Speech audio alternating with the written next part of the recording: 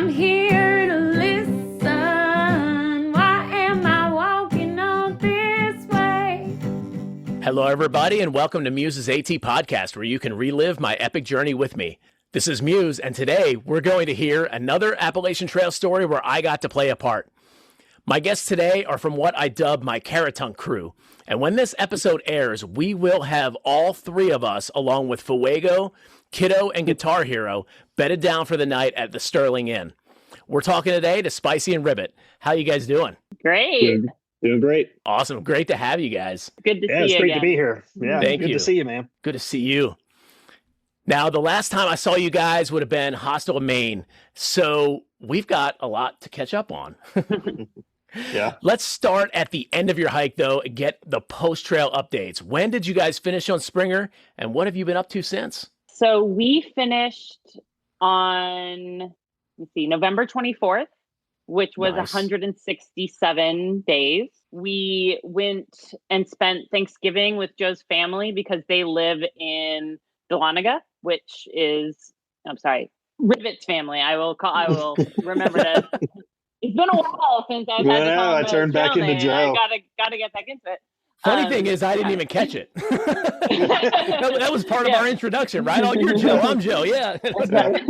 Ribbit's family lives in Dahlonega, so we're only about 15 miles from Springer. So we went to their house for Thanksgiving because we finished on Monday and Thanksgiving was Thursday. We had a wonderful few days with family, enjoyed relaxation and Eating a whole lot. Yeah. Yeah. A lot of wonderful food. Yeah, trying Not to catch up moving. on that.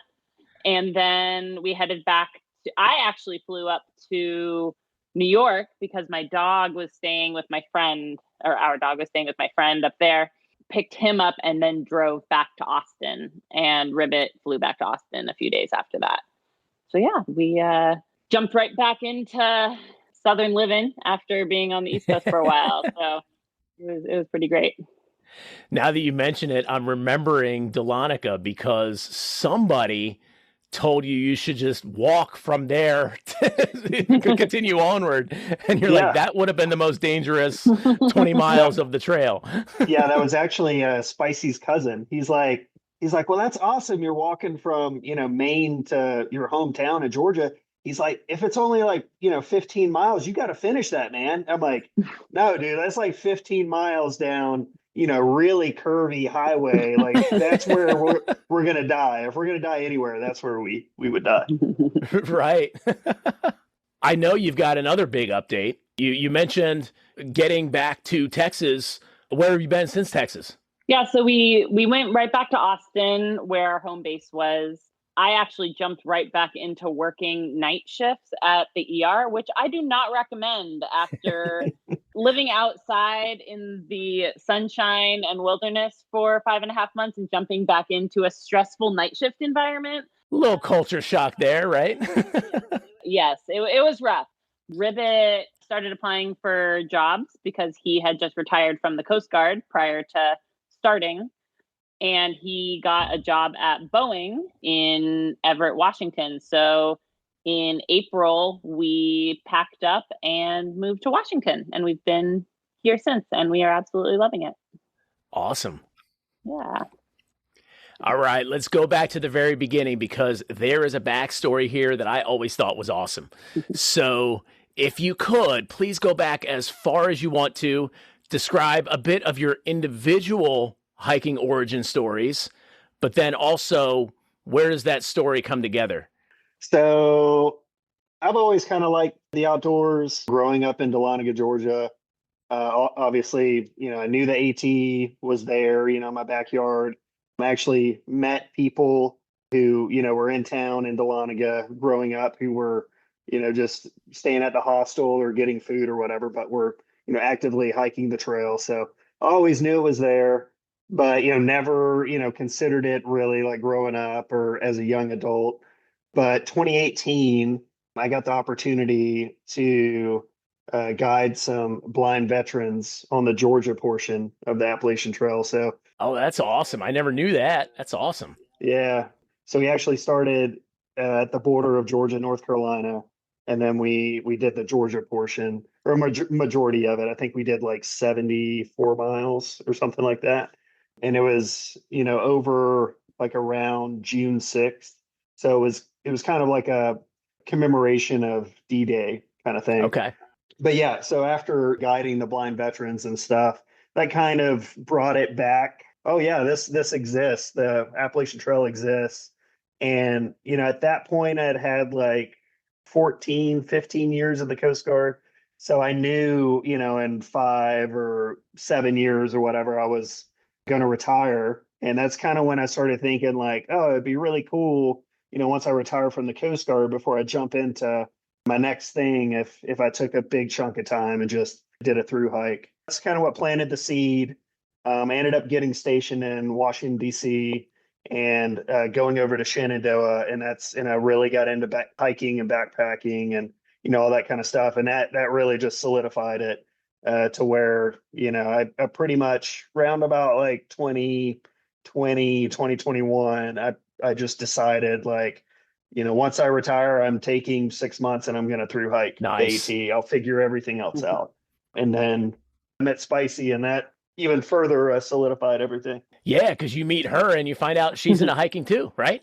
Yeah. So Yeah, we met at a bar in Nashville on my 40th birthday. And he was there. He was living in DC at the time. He was there for work. I was living in Austin at the time and was there celebrating my birthday. And we got talking at the bar, just hanging out. And he had mentioned, he was planning on retiring in a few years. And I was like, oh, you have any plans for when you retire? He's like, oh, well, I want to hike the Appalachian Trail. And probably like 6 months before that, I had finished hiking the Arizona Trail. And so I was like, oh, I know a few things about through hiking. And so that was kind of, the night we met was the start of talking about through hiking, which is kind of a fun story. But yeah, we ended up deciding that we didn't want that to be the last night that we hung out. He came out to visit me in Austin a few weeks later. And then I took a travel assignment nursing in DC about a month after that. And the rest is history. Nice. So in terms of hiking, I grew up in Southern California, but traveled a lot in my childhood. My parents were always encouraging us to be outside and be active and hike. And probably my first backpacking trip was my parents, I like to say, dragged us to the bottom of the Grand Canyon for Thanksgiving one year. And I remember it so well because Thanksgiving was always one of my favorite holidays with all the food. And we had like cup of noodles and turkey jerky on Thanksgiving Day. And I never forgave them for that. But I always loved being outside. And then in 2018, I just kind of wanted to do something big. And I was in between contracts for a travel position, travel nursing. And I did the Colorado Trail. And that's when I really caught the bug of doing longer overnight through hike. Yeah. So you've done the Colorado Trail and the Arizona Trail. Correct. Trans-Catalina Trail, I always count as a through hike, even though it's only like 40 miles. It's considered a hike. Okay. So, and that's where I got my trail name too. So I always count it as one. Nice. Nice. Actually, I'm thinking about it. I told you we'd wander a little bit. Here's the first bit of wandering. It wasn't nearly as much as the whole Arizona Trail or anything like that, but my biggest prep for the AT was in New Mexico, about 85 miles, something like that. I was so surprised at how much was completely different. Did you have a similar experience or no? You mean assuming what New Mexico was going to be like? Or even as simple as like I had a baseball hat that I wore out in New Mexico that was, I love that. Went to Maine and I'm like, I can't wear this. Like this is awful. It's weighing me down.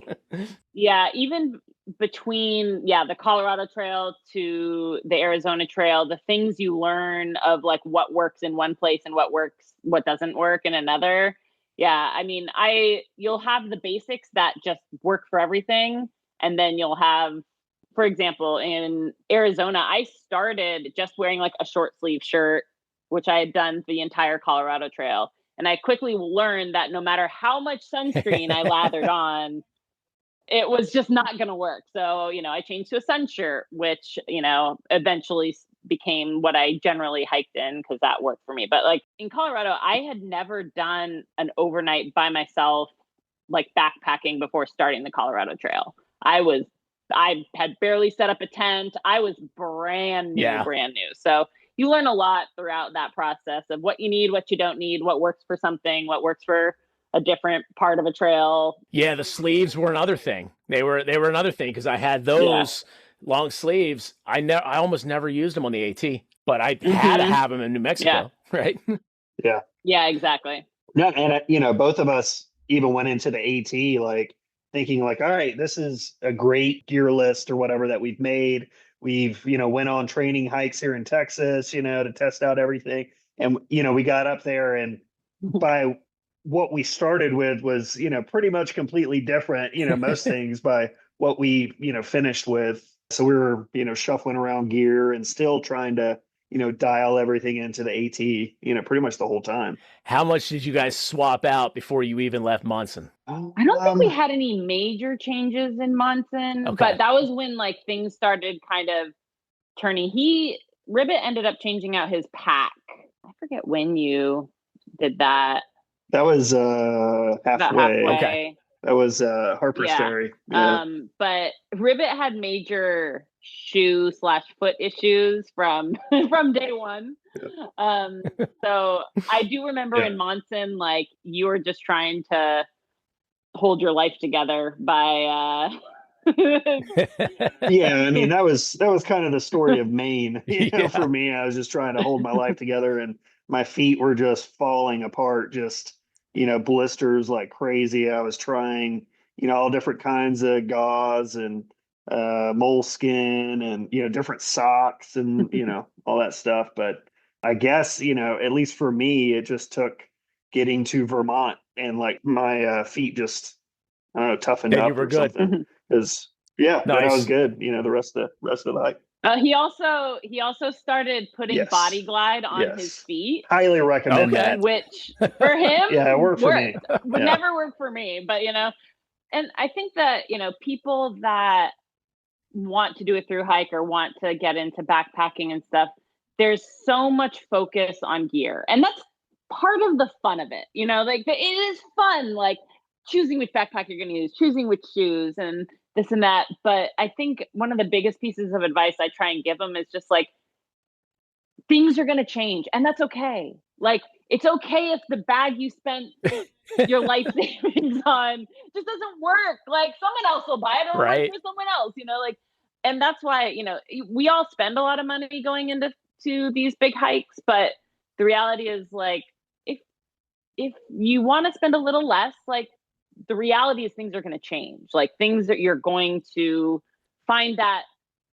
$2 shirt from the thrift store works better than the $90 ultralight shirt that you had dreamed about using. So it's just, that's how through hiking is. Like, you just figure those things out. Well, and maybe you guys are, a lot like me, actually. I remember in New Jersey being in a shelter and somebody asking me my favorite piece of gear. And I'm just like, I haven't even thought about gear for 500 miles. Like, I don't know if I'd hike for 200, 300 miles. At first, it was everything. But then I'm like, I haven't thought about my gear. That's just the stuff that I use. Yeah. Yeah. And I think, for the most part, our gear, like, the big stuff, the big ticket stuff worked out pretty good. We didn't really have any issues.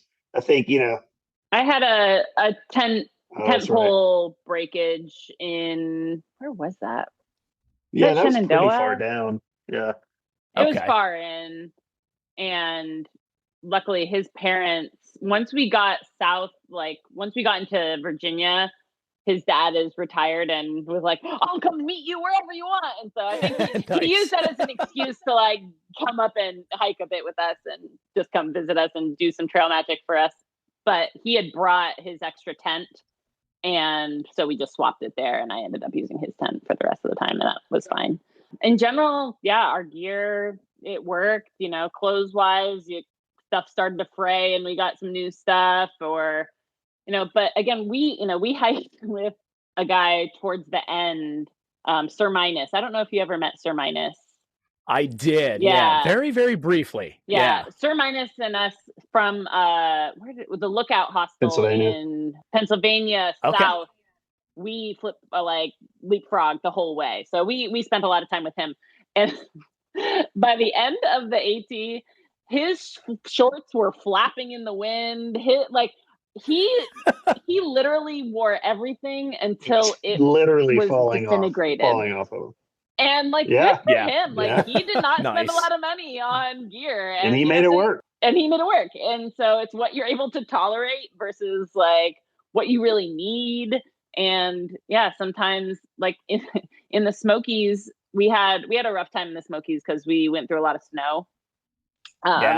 And there was a day that I remember the pictures. It was Ribbit will never return to the Smokies. I gave him a little PTSD. Yeah. I traumatized. But the first night we were able to start a fire, and we were kind of trying to dry off our shoes, and our shoes melted. Socks melted too. And socks. We just, we were so out of it. And so, but we didn't really have a choice until we got to the end of the Smokies. So it's you work with what you got. You throw on some duct tape and hope for the best. And we're actually putting our feet in Ziploc bags to keep them dry. Yeah. So it's crazy. Yeah. You work with what you got. And your feet were still doing better than they were in Maine, huh? Yeah, significantly better. Awesome. So tell me a little bit about the. Oh, wait a second. Because I steered us off course. I'm a terrible influence on you guys. But there's a very key event in the backstory to the AT hike that I ought to pull out of you guys for the episode. When we first started dating, I had moved to DC. We had this love for hiking. We decided to do our first backpacking trip together. So this is maybe 2 months into dating, around there. And so we did I believe it's 30 something mile loop of the Virginia Triple Crown. So that's McPhee Knob, Dragon's Tooth, and Tinker Cliffs. Is that Tinker Cliffs? What it is? Really great little loop. And about half of that is on the AT, more than half. So it was early June. We went up there. It was our first backpack trip together. We spent the night at the shelter right south of McPhee Knob. We hiked up there for sunrise. It was wonderful, but we were surrounded by nobos because we are right at this is 2023. Okay. No, 2023. So the 2023 nobos there probably were 40 nobos at McPhee Knob for sunrise. We just happened to catch a bubble. Yeah. So it was beautiful. It was wonderful. We loved it. We kept going north, or were we going north? Yeah, I guess we were going north. We went north, kept going. The next day, Ribbit started to not feel so well. Yeah, to put it mildly. And long story short, the Nobos blessed us with norovirus on our first backpacking trip together. So we ended up cutting it a little short. Ribbit was trying to be strong and not embarrassed by the fact that he was puking and pooping everywhere. And other things. But you put that many hikers together, it's going to happen. I'm also an ER nurse, and I could tell he did not look great either. He was pale, and he's like, no, I can keep going. And I'm like, no, we're stopping at the next trailhead, and I'm running ahead and getting the car. So I ended up finishing the loop, but I dropped my stuff and I jogged it to the car. And anyway, it would cut it short. And then I got noro the next day. So anyway, it just happened.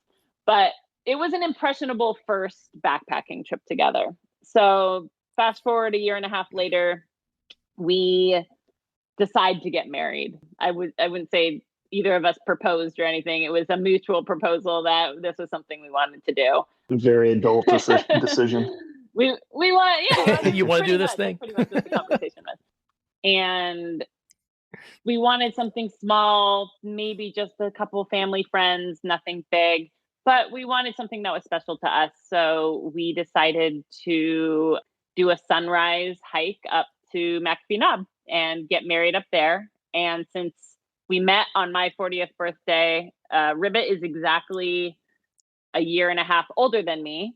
So a year and a half to the day that we met, we got married on his 40th. Younger, I'm sorry. A year and a half from the day we met, we got married on his 40th birthday at McAfee Knob. So it was 11 of our friends and family got up at 3:30 in the morning and hiked up with us. And yeah, it was wonderful. It was perfect. It was perfect for us. Yeah, my buddy actually officiated it. Yeah. So yeah, it was great. It was great. Beautiful. I've always loved that story, and basically, I think the way you told it to me when we were on trail was like the friends who were at your wedding were the ones who could make it. Yeah. Basically, we were like, "Hey guys, we're getting married on September 3rd. If you want to come, this is what it's going to take." And we got 11 people to come, so it was great. All right, we're going to take a quick break to hear from the sponsors who help keep Muse's AT podcast on the trail. These are offerings that truly enhanced my thru hike experience, so I'd really like you to check them out. Please look for and follow the links in the show notes to this episode. Looking forward to that lazy day on the couch, knocking down your Netflix queue and wondering what to wear? Quick answer, wear something else. Summit Ready Apparel is clothing built for those who scramble over jagged rocks, reach the peaks, and actually enjoy getting caught in a torrential downpour. If you're someone who doesn't mind the elements and has the grit to crush the next segment anyway, look no further than Summit Ready to match your restless trail spirit. Check out the catalog at summitreadyapparel.com and get ready for your next adventure. That's summitreadyapparel.com. Looking for your next great trail read? Walk Uphill is a powerful story about leaving the emptiness of modern corporate life behind and finding a completely new beginning on the Appalachian Trail. It's about discovering what life can look like when you embrace freedom, lighten your load, and take it step by relentless step. I actually read this book myself during a couple rest days in Gorham, New Hampshire, right after conquering the brutal terrain of southern Maine. I literally couldn't put it down. I read it from cover to cover in 2 days.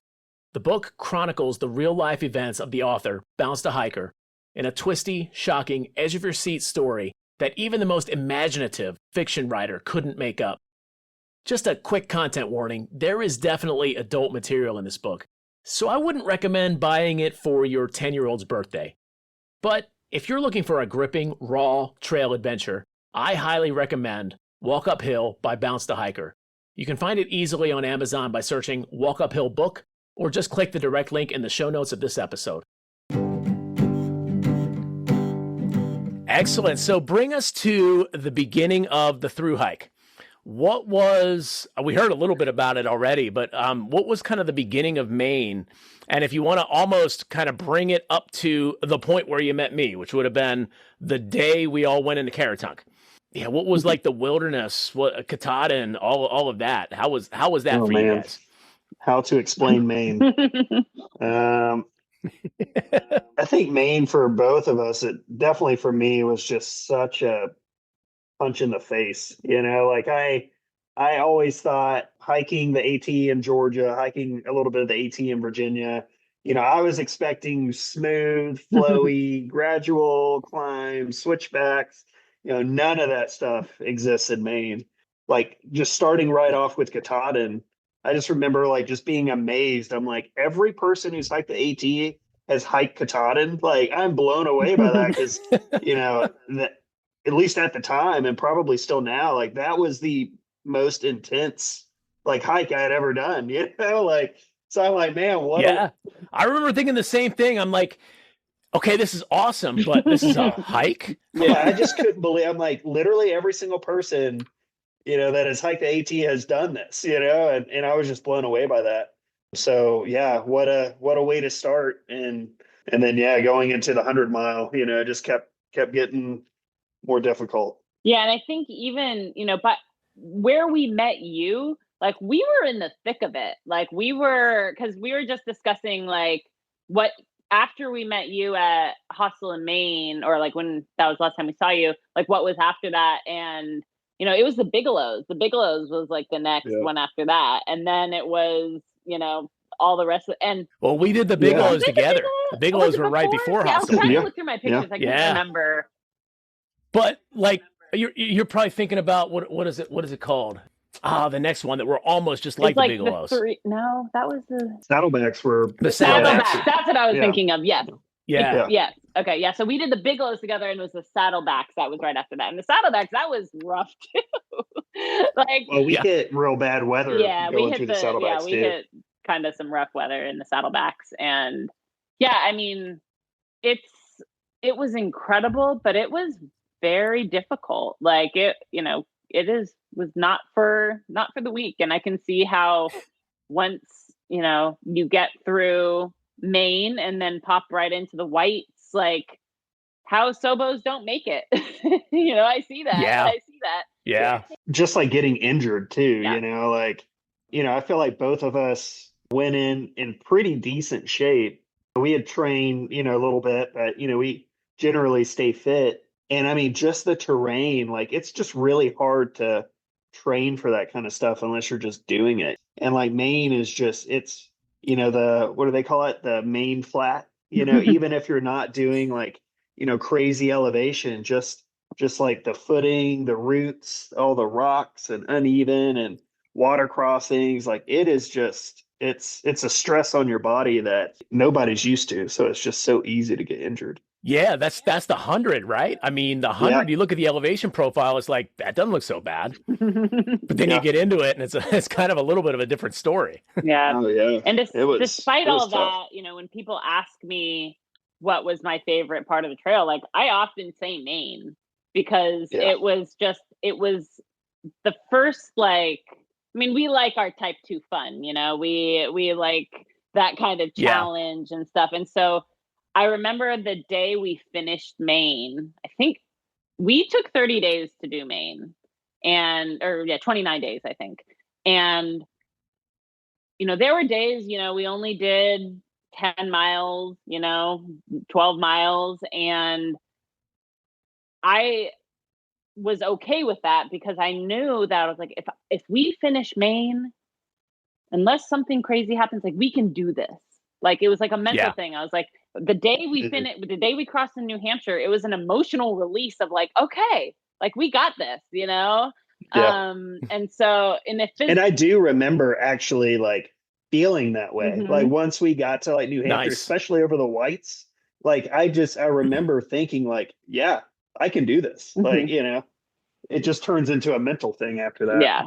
And not getting injured in other like stupid ways, and talking about injuries, like when we went over the Saddlebacks, there was a Nobo that had to get medevaced out because he just slipped and fell and broke his leg, and so that happens too. And so you have that part of like I know I can physically do this, but one little misstep that does it. It doesn't matter how good of shape you are in certain situations. Like you just have to be smart. And that's what we tried to do from the start, was just be smart. I was like, we might not be going as fast as a lot of these young folk, but I also want to finish this thing. And so I'm going to try and just be careful. Yeah, I was very similar that way. And sometimes you almost can't be careful enough too. I remember the one time I had a scary fall, and there was nothing I could have done to be more careful. That's how the terrain was that day. Yeah, I twisted my knee going down Lehigh Gap. I don't know if you remember that in Pennsylvania. Lehigh Gap. It was right before the Lookout Hostel. Yeah, I just twisted my knee, and it hurt so bad that I thought that was it.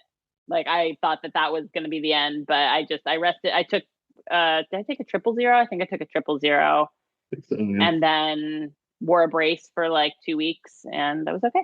So I was very lucky, and that was good. So again, sometimes it's just how it happens, and that's how people have to get off trail, and it's really a bummer when stuff like that happens. For sure. There were definitely some people that there were some injuries I felt a lot worse for the person than when like, I was doing 36 miles 10 days in a row, and I don't know how I have this overuse injury. It's like, well, okay, yeah. Right. Yep. Like you got to take advice from the old folk and, do your 12 miles and it's fine. It's fine. You'll get there eventually. Do the 36 once, just to say you did it. Mm-hmm. Just to see if you can do it. 10 days in a row, maybe not. Exactly. Yeah. So actually, as I was writing up these notes for this interview with you guys, I came to realize I was reflecting on it. I'm like, the Bigelows may have been my favorite stretch on the trail because they were just absolutely beautiful. We had our, sort of back and forth, our, kind of thing going on where it was, I was with cool people. There were those 2 section hikers that were with us as well. And also Fuego. And so, I mean, it was just an awesome time. And the weather that day was just beautiful. Like, on top of the Bigelows. Yep. A little hot. That was actually the one time you guys went swimming a lot, I think. We did. But I went swimming exactly one time because you 2 convinced me to, and it was 97 degrees out. And I'm like, yeah, okay. It was an easy sell that day. That was the day we actually walked into Caratunk, right? I think so. Yeah. Where it was just, I think it was like 95, 97. Yeah. It was so hot that day. Yeah. And we started off having to walk, like do the road walk to the Sterling Inn. Yeah, we couldn't get a hold of them on the brutal. phone. And I remember I was lucky enough to fall behind you guys at that point. So I got a ride the whole way. Ribbit was not in the best mood because we got there. They wouldn't answer from the Sterling Inn. So like, okay, we got another 2-mile walk in 97 degrees. And then, then we see you guys driving up and we're like, oh. I mean, you know how it is. Like when you're like 3 or 4 miles out from the trailhead, you're like, all right, just got 4 more miles, and then we'll get a ride into town. Yep. So when you get to the trailhead after those 4 miles, and it's like you got 2 more miles, like in this heat road walk where it's just reflecting back at you. It was brutal. Those become your longest 2 miles, right?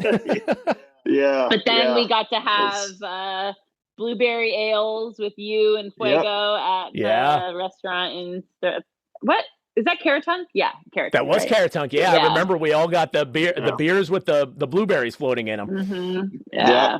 That was awesome. The good old blueberries. Everything in Maine was blueberries, right? Oh, I loved it. Yeah. Excellent. So, kind of following up on that. So, do you guys have a favorite stretch of the trail?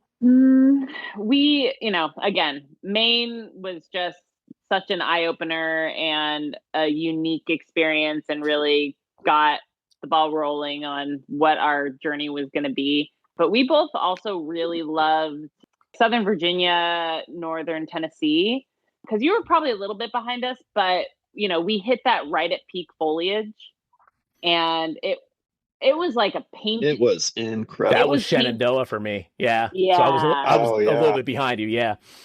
Yeah, like just paint. It looked like a painting. Like you couldn't describe how incredible that was. And I think we also hit some good stretches of weather then that, we could put in kind of bigger miles than our normal and just enjoy it, like truly enjoy what we were seeing, what we were doing. We did get a good stretch of trail magic from his parents during that time too. So it was just like the combo of everything kind of nice. And knowing we were getting there, we were getting close you're kind of like in the home stretch, at that point, once you're in Southern Virginia. Yeah, I would totally agree. Like I think Maine and Southern Virginia for kind of different reasons. Like Maine was, super beautiful, like very rugged, remote. And then, Southern Virginia was just kind of cruisy. I mean, still some good climbing, but like the trail is just kind of nice and easy. Great weather. Yeah. Beautiful leaves and beautiful views there too. Right. Yeah. Beautiful views. Yeah. Like when I think about like, what is the Appalachian Trail going to be like hiking? Like I kind of just naturally think of like Southern Virginia. That's what I always pictured the Appalachian Trail looking like, Yeah.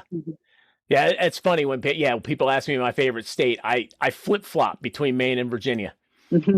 I love them both. Yeah. Yeah. So when you first got ahead of me, this one's kind of an ultra specific one, but I've always been wondering. You first got ahead of me, you guys, I zeroed at the Hostel of Maine. You guys were headed to the Ohm Dome.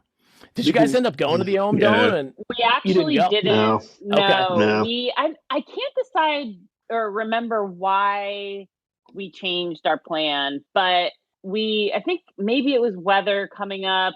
I honestly can't say now, but It was I want to say it was some kind of logistics yeah, it was something. something I can't logistic. remember Maybe it was our exactly what it was, food but or whatever. yeah. But we ended up do you remember the trailhead at the Height of Land where like you come out and it's just this beautiful view? It's in Maine.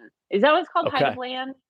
Yeah. And I don't remember the road that runs through, but it was a pretty like significant highway that like passed through. But there was a really big viewing area. I think I do remember it, like right on the like other side of Rangeley. You like come out of like the green tunnel kind of, and it just hits you. It's like a big surprise. Yeah. You just come out and you're like, oh my gosh, that's a view. So about maybe a 15-20 minute hitch, I want to say south, I don't remember, on that road there's a town called Rumford.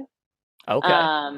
And so we hitched. It was actually a great place to hitch because everyone pulls over to look at these views, and we kind of just went from like car to car and be like, hey, are you going, you're going Nice. south?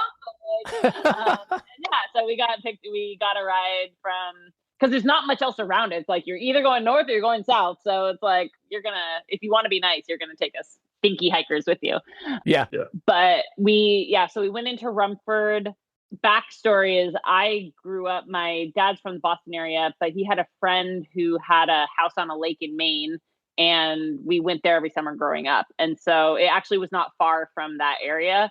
Okay. And driving from Boston to there every year, we would go through Rumford. And I remember Rumford very well because there's a paper plant there, and the smell was horrendous. And as a California child that had never experienced a mill town, it was paper mill. I never forget that smell. The smell. Some paper mills in Western North Carolina, so I knew exactly what you were talking about. So I was like, well, I know Rumford's there. I know it's really stinky, but I know they have some things there. So we ended up getting a hitch to Rumford, and they took care of the smell. I'm not sure how, but I don't know if the paper mill closed or what, but so we took a zero in Rumford. There was a Best Western. We stayed there, and it was the first hotel that we had stayed at. Like it was the most glorious thing. I just remember that shower, because we were gross. We were, because even at the Hostel of Maine, our stuff never dried out. Because that day we hiked into Hostel of Maine. Yeah, it was pouring. Yeah. So we had 3 days of stink on us, and like. So yeah, and it was like a brand new Best Western, and we come in dirty hiker trash, shocking them a little bit. Everyone was great. Everybody's so super nice to us, and it was just like a great, Rumford itself, not a lot going on there, but yeah. So we ended up staying in Rumford for I think 2 days. We took a zero there and just kind of recovered and did laundry and all that stuff, and then got back out there. Nice. Well, I didn't find out what the Ohm Dome was like, but that was a great story. So yeah, still glad I asked. Yeah. Excellent. So take us forward from there. Maybe you already have, but any more trail highlights that you want to go, kind of Maine forward there? I guess Maine forward's the whole thing. Anyway, any other trail highlights further south that you want to kind of point out? How about you, Ribbit? What do you think? Well, I think the whites were incredible. Very, very difficult, but yeah, I really do feel like, Maine really prepares you for everything. So it seemed like you were climbing a little bit more in the whites, but I wouldn't say it was harder than Maine. I actually think Southern Maine was, a little bit more difficult. I agree 100%. Yeah. Yeah. We hit like the presidentials on just an absolutely beautiful day. Nice. We had a great day going over the presidentials. We ended up, and I think you did too, ended up staying in the dungeon. Yep. Yeah. Oh yeah.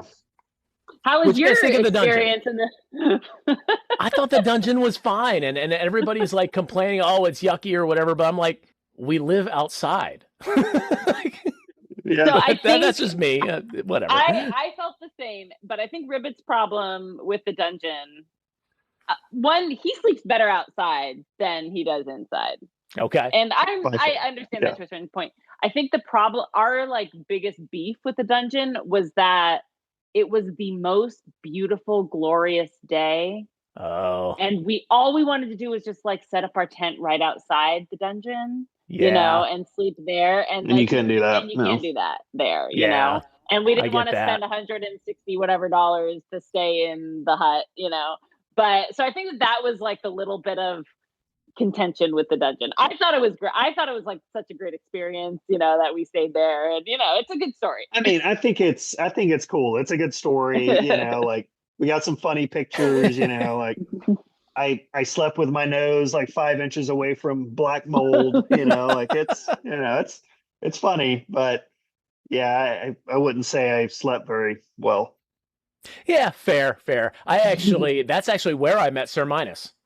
We Oh, were talking really? about him earlier. Okay. I met Artemis and Sir Minus in the dungeon. Oh, nice. I don't think they were fans, Mm. but there was also like a hailstorm the next day. Oh, wow. So I ended up paying the 160, which they gave me a break on it too. It ended up being like 120 or something like that, to then be an actual person, because they wouldn't let me do the dungeon twice in a row. They're like, that's an Really? emergency thing. You can't do that twice in a row. You got to move on or do something else. I'm like, well, Fair. okay. I get that. Yeah. Do you have space? So that's what I did. Yeah.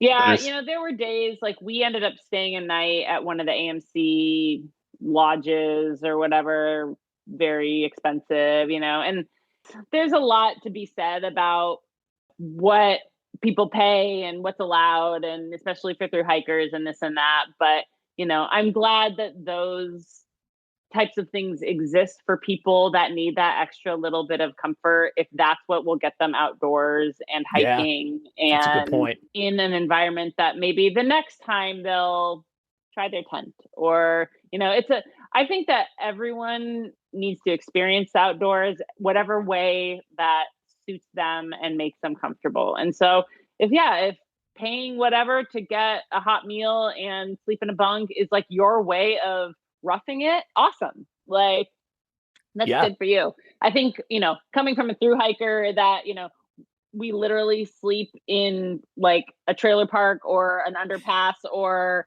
in a bog, like, yeah, it hurts to pay that to get a semi, nice bed with, a kind of a crappy meal. But like, and no AC. Right. Again, that was the one thing we were mad about. We paid a ridiculous amount for this lodge that on a 90-degree day that did not have AC, and we were like, but again, if that's what is roughing it for you and that's what gets you to go on your first hike, like, hell yeah, like that's awesome. Yeah. Well, and that money the AMC is getting is going towards conservation in the area and also maintaining the trails that we then get to enjoy. Right. Exactly. So, like if there's anything I'm going to put my money to, I'm happy to put it towards something like that. So yeah.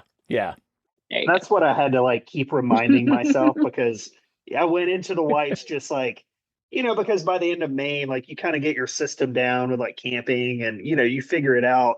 So, and you want that to be able to continue, through the whites, but they're very, restrictive with like where you can camp and, how you can sleep at the huts and all that. And I was just very upset at being inconvenienced, by not being able to camp everywhere. But, at the same time, like if everyone could just camp everywhere they wanted, all over the whites, like it would, not be as pristine as it is, currently. Yeah. So it is a beautiful, beautiful place. Yeah.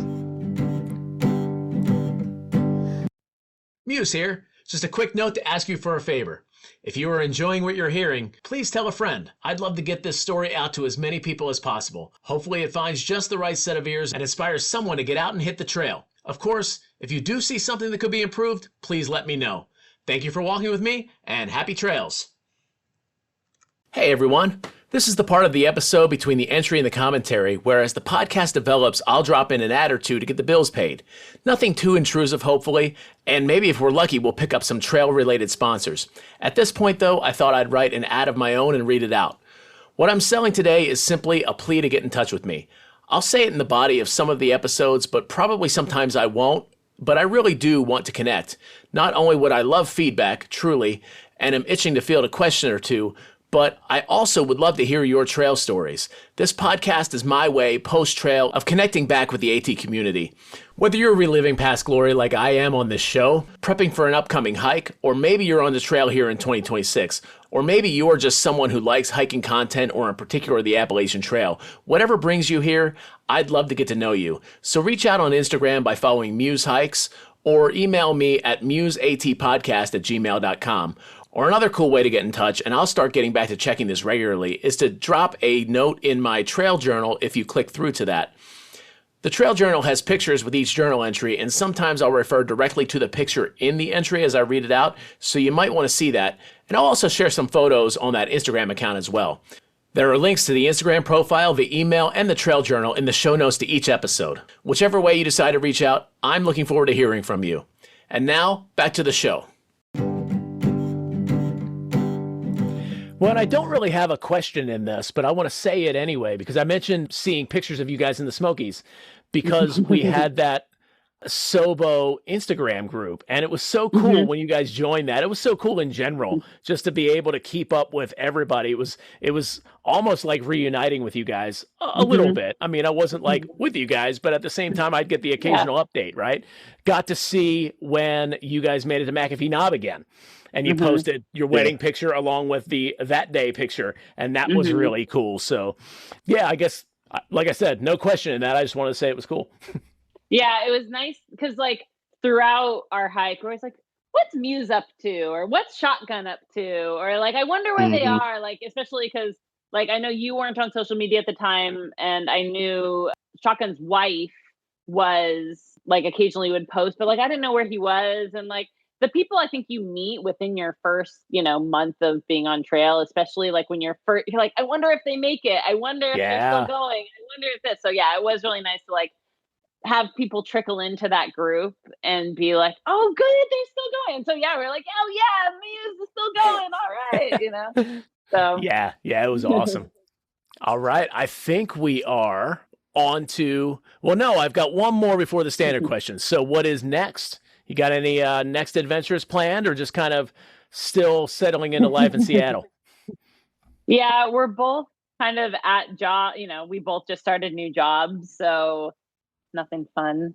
Getting that bank account back, to par. Where, we can both be start planning our next adventure. But yeah, nothing big on the horizon right now. But we've been, even in the short amount of time we've been here, we've already been on some awesome day hikes, some overnights. Nice. And really have enjoyed what this area of the country has to offer. Yeah, it's funny, like definitely like the second half of, our AT through hike, people would, other through hikers or just hikers in general would ask like, oh, so are you going to do the PCT next? Are you going to do the CDT? Like, what's your next through hike? And I remember like, pretty much after like the halfway point, it just, at least for me, like I was still having a blast, enjoyed every day, but it did kind of turn into like a grind, or like almost like a job, to where I was like, if I'm going to do the PCT or CDT, like I'm going to do it as a section hiker. I don't want to, maybe do like a month or, so at a time. I don't want to go out and do another 6-month, hike. But, I was telling Spicy, like the longer I work, the more I'm at work, the more I want to take another 6-month vacation and go do another through hike. So yeah, the PCT is starting to look good. We'll see what happens. It does, yeah. We actually did a day hike on it the other day. Yeah, we went over. We actually went down to Oregon for the weekend and did a little stretch off of Cascade Locks, and it was. Yeah, it definitely got our brain. I think both of our brains were like, okay, maybe we could do this again, But yeah, ask us in a year, and the answer will be a lot more yes than no. Yeah.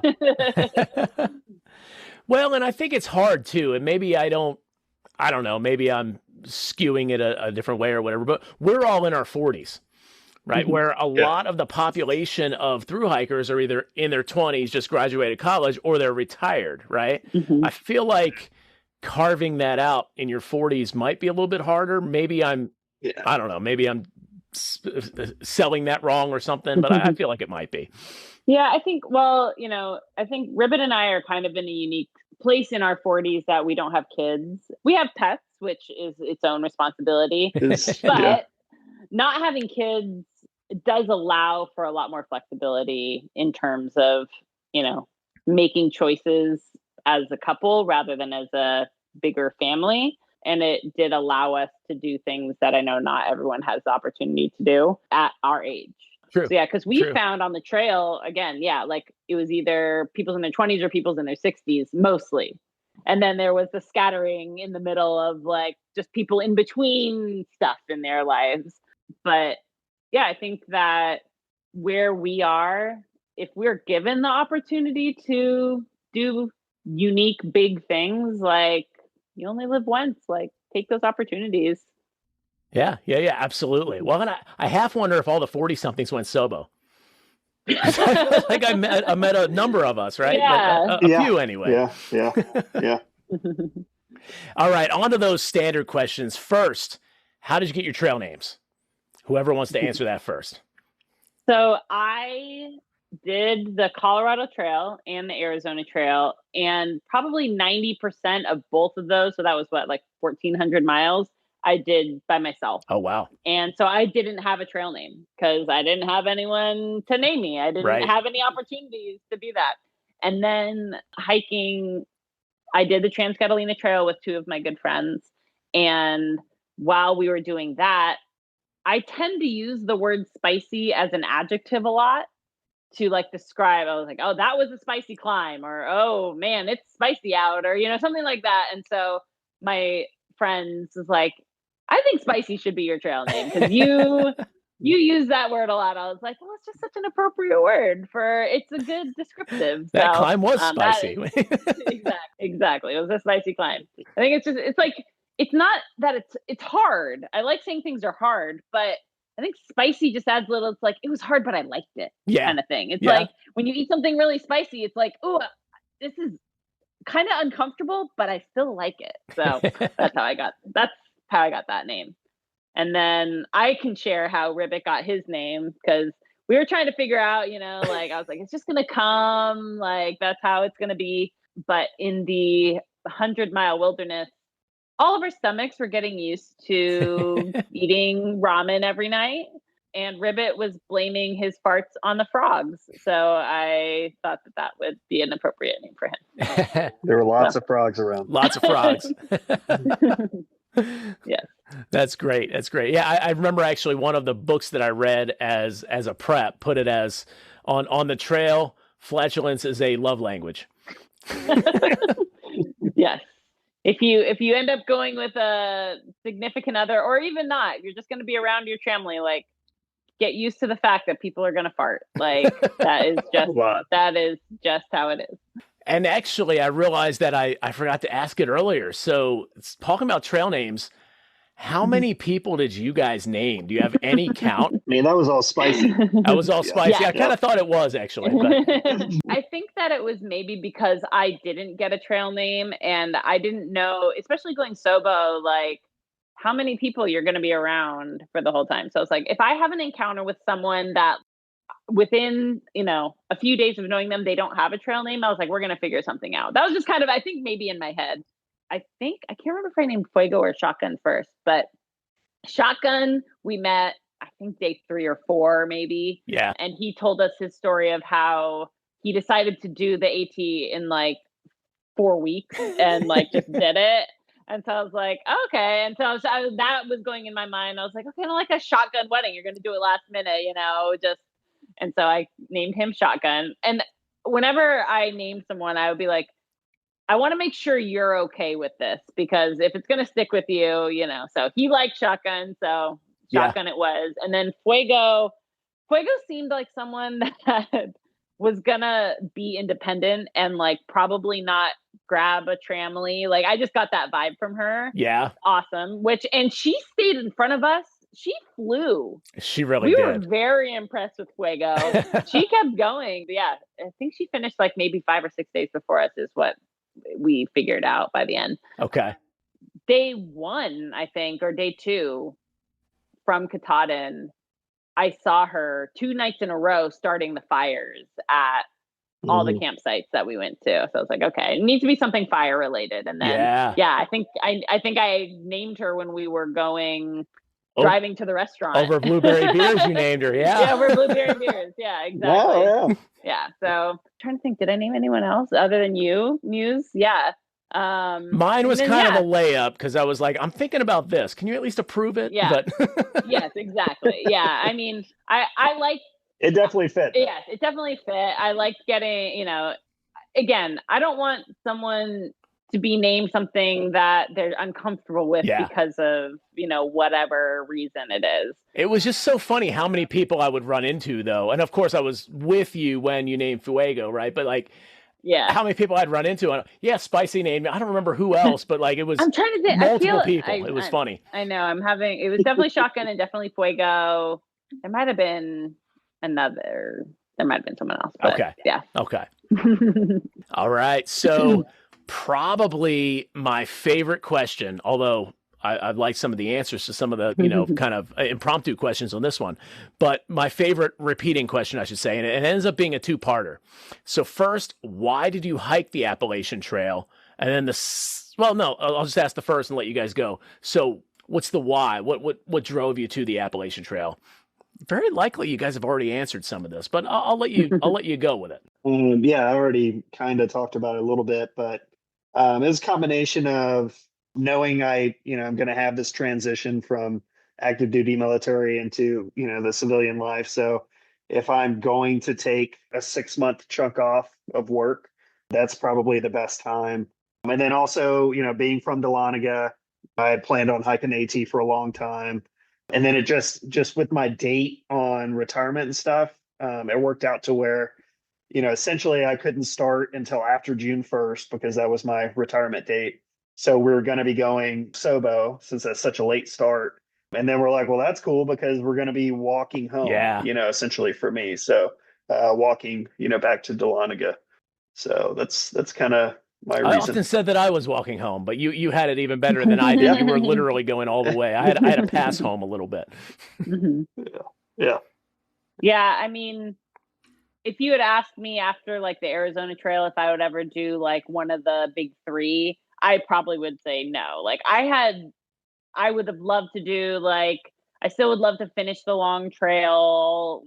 Yeah. Maybe doing like the Wonderland Trail. It's just the kind of shorter ones, but I had no intentions of doing a 5.5 month hike till I met Ribbit. And the more he shared his excitement of doing this thing that I had had a taste of in terms of through hiking, it got me really excited to just do a big long hike and spend that much time in the outdoors, but do it with another person and do it with a significant other, because I knew that was going to be one of the bigger differences in what I had done before, not only location and environment, but just having a partner and having someone that you are going to do this with every day.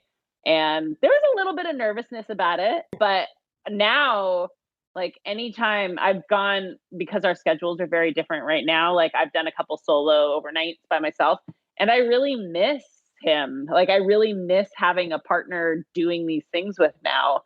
And it's funny because I've had a lot of people say, I could never do that with my husband, or I could never do that with my partner. We would kill each other. We literally would kill each other. And not to say we never argued or fought. There were days that we had, some. But that's just life anyway, right? Exactly. Oh, yeah. And I mean, literally, you could count it on one hand. Okay. Yeah, they were never big or never. But I tell people, it's if you want to do this with a significant other, and this is just us that worked for us, we had separate tents. Okay. And so, we generally hiked together, depending on how we were each feeling. We would always, stop and have meals together and, spend the days together. But I think at the end of a long day, when you are stinky and crabby and hungry and just kind of gross, you can have your meal together and then you have your own space. Yeah. And you have that area to spread out your stuff however you would like. There were couples that we met. There were some awesome couples that we met that slept in the same tent. Gator and Croc. I don't know if did you ever meet them? I did meet them. They were yeah. great. They were awesome. They slept in the tent together the whole time. And like amazing, like good on them. I would not have finished this trail if I slept in the same tent. And nothing against him. It's me. It's me. It was the frogs, right? It was the frogs. Well, there's a lot of frogs. Frogs get in the tent a lot. Followed us down to Georgia. Yeah, like that worked for us. And yeah, it was a little bit of a weight penalty, but 1,000% worth it for us. That's just, that worked. So yeah, hiking with someone was a different journey for me than what I had experienced before, but it was wonderful. Nice. Well, what was your takeaway? And maybe that was it, but if it wasn't, if it's something else, go ahead and answer. But what did the trail teach you? So much. I think, so much. But one of the things that it definitely taught me was that I can do really hard things because, for me at least, and I think for most people, the trail was the hardest thing I've ever done, like by a long shot. In every way, physically, mentally. Yeah. I mean, it's just so long, and your body, especially there towards the end, is just so fatigued. Like you can't sleep enough, like all you want to do is eat and sleep. And you can't do either one of those things enough, but you just keep going. You keep waking up at 5 a.m, and hiking until, 7 or 8 p.m. So yeah, I think it gave me a lot of confidence that I can do, really, really difficult things and just, stick with it. Nice. Yeah. Very similar. This was the longest hike I'd ever done. Again, doing it with a partner. I enjoy documenting my journey and stuff on social media and all that, because I think that so many people in this, that want to do something like this think they can't. For whatever reasons. Everyone loves making excuses for, I'm not strong enough, I'm too old, I'm, too busy, I'm this and that. And, whether it's you go out for one night or you do 2,200 miles, this is something you can do. And it's out there and you should do it. If you want to do it, do it. Yeah. Find a way. And I think that getting to do this trail and finish it and showing that I can do it with a partner and that I'm mostly still smiling at the end of each day. Not every day, but most days, that at the end, it's worth it. It's worth the hard days. It's worth the sacrifices that you make. And that if there are enough people out there that want to share their experience, like you doing this podcast, like ask questions, ask us what it's like, ask what we recommend, ask if you want to do one overnight with me. I'll 100% go with you, stuff like that. Nice. So nice. I think that one of the biggest whys isn't only for me, but like, I do like sharing that, like, you can do hard things. Everyone can do hard things. Yeah. Yeah. Awesome. Well, I think that brings us to the end, but Spicy, Ribbit, thank you so much for this conversation. It's been awesome. I mean, even just seeing you guys again, but this has been awesome catching up. Folks, as we move forward, we're going to spend the better part of the next week with Spicy and Ribbit up and over the Bigelows. Again, my absolute favorite stretch of the whole trail. Until then, this has been Muse. This is Spicy. And Ribbit. And you've been listening to Muse's AT Podcast. Thank you for walking with me and happy trails. Happy trails.